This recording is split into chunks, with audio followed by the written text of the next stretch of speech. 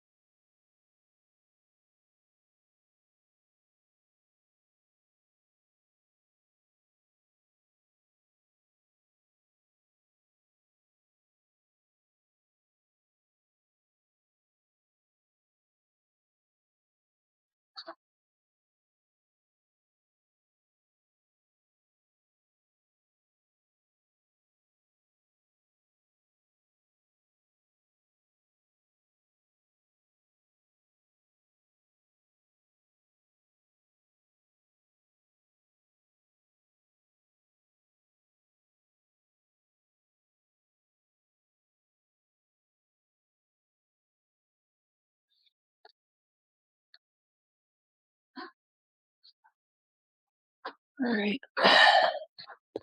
guys.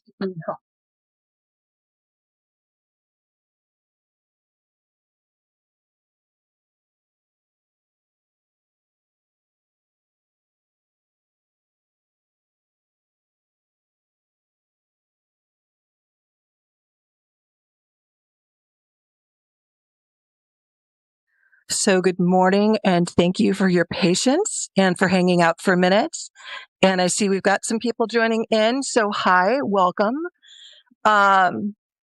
We have my spice rack back, my herb shelf back, which means that I am well enough to get around the house and get things up and going as best I can. The disadvantage to this arrangement is I won't be able to see comments until the end, but I do encourage comments and discussion as much as possible. I'm also going to see if I can add a little range to this puppy. So my spouse was ill today, so I got a slightly later start than anticipated. So, hi, good morning. For those that are unfamiliar with me, I am Diana Rachel. I am the voice behind The Spirited Witch, Practical Living for Spooky People. It was titled Where Urbanism and Animism Meet, which is still very much the underlying discussion. And I am planning on fixing branding and all that sort of thing. And so I guess today I'm a bad witch. This is a new microphone I'm testing out. Can someone just say whether they can hear me okay or not? Because I'm assuming people will tell me if there's no sound. We had an incident with that on Patreon the other week.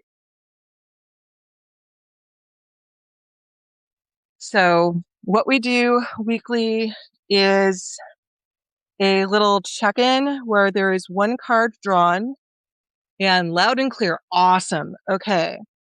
And so it is midsummer and the middle of summer, and I have a feeling that summer is just not the time people want to get up and go to a live. This is usually more a coffee at your desk kind of thing.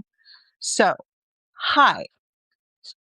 What we do is I draw a card from my deck that I use with my clients, Tarot of the Spirit. I love Tarot of the Spirit. It is so intersectional with so many different types of magic. And whether you're a tarot kabbalist or an astrologer, or like me, where you're more folk magic focused, the way this deck is constructed will speak to whatever kind of magic you're doing. And it is phenomenal.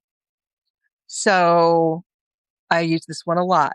So I did pregame because I was a little nervous about getting down here, getting set up. It did take me an extra minute or two because we had an incident with a bird in the house last week, so I had more cleaning up to do than I thought I did this morning.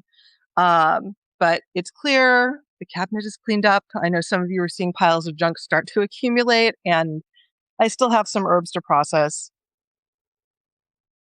But yes, if you were looking for witchy herbs, DM me.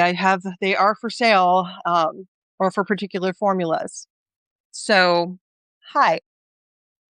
So when I draw the card every week, it is for advice to the community, for the community, frequently about building community.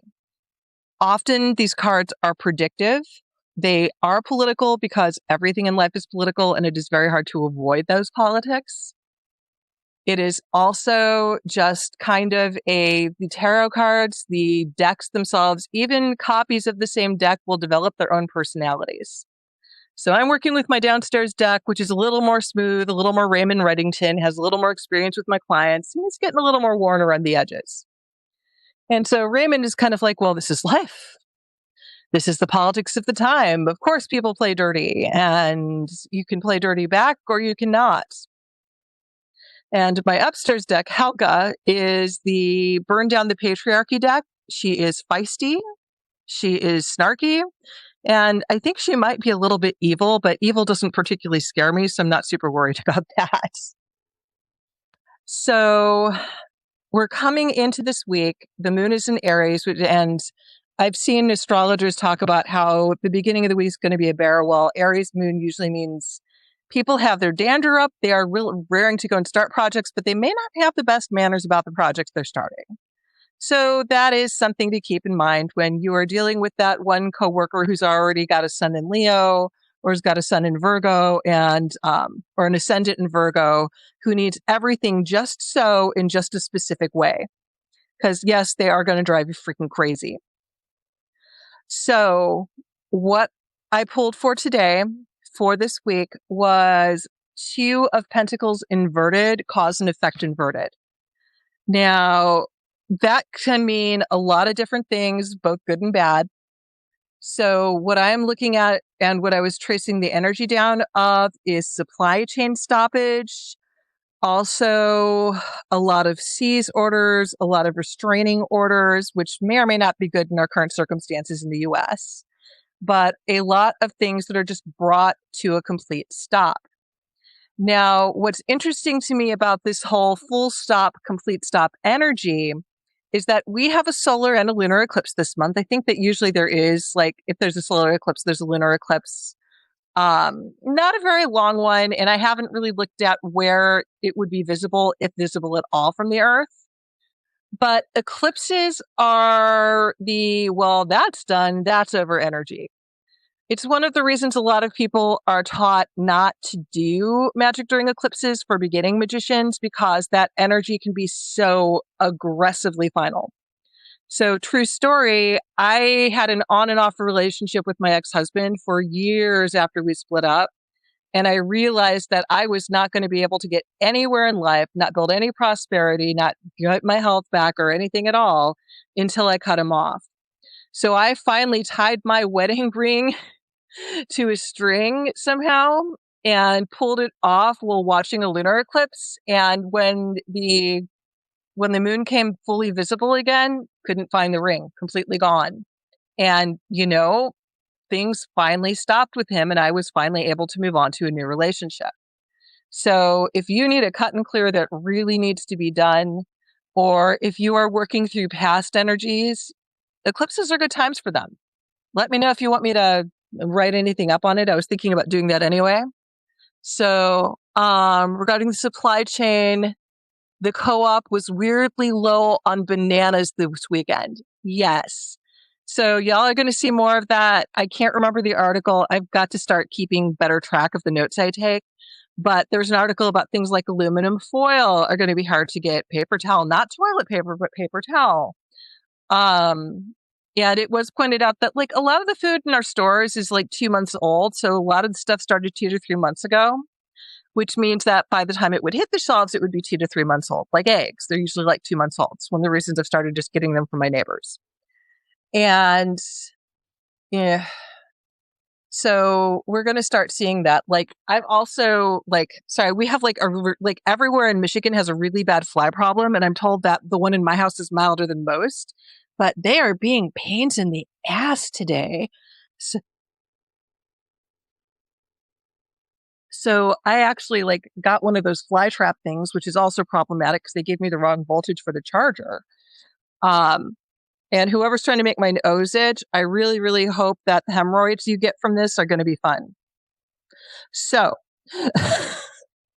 anyway, I am apparently Aries moon. I'm feeling spicy today. I've been feeling spicy the last week. I know some of this is Saturn retrograde calls for justice, but it is just kind of, and I think it is also just, I am 50 and I am just done. So the cause and effect stop might also be that. So one of the things of the cause and effect inverted, because there's so much legal stuff going on, there's already been some legal reversals between the last administration and the current one. This is a justice and injustice card. So part of my pre-gaming is sometimes I will also write the articles ahead, especially if I know I have a lot of physical labor to do during a day, or there's just other stuff I need to be writing too. One of the things that I included, because I did pre-write the notes for this one, because again, what I see when I am talking about it to you all in a live is very different from what I see writing. And it doesn't seem to matter what order I do it in, whether I'm doing it during the live or whether I'm doing it while I'm writing. I think it's just different parts of my brain are showing me different angles on the card. And one of the things that I saw in addition to the eclipse energy is that this is a call for, there are places where justice will be stopped, where consequences will not land. And we are in a time where the consequences desperately need to land. And so in the Substack article today, I have included a small, simple petition spell for justice that anyone can do, that anyone can maintain. It can fit within any belief system because you choose the spirit or the entity or the deity that you address your call for justice to. And then it is up to you to maintain it very simply. Also, because of the wildfires, I've been really focusing on flame-free spells. So hopefully that will help too. So that's what I've got. This is the first Monday of the month. So the Patreon reading, where I do a 3-card reading follow-up, is free to the public after I post it. I did pregame that one a bit too. I will say that this is potentially going to be a rough week, but I have been talking to you all about prepare. And we've all done what we can. I may not have been able to do as much as I could, but again, still doing what I can. So that's what I've got for you all. Stay magical, everyone. And for folks that want to jump over to the Patreon, I will be right there.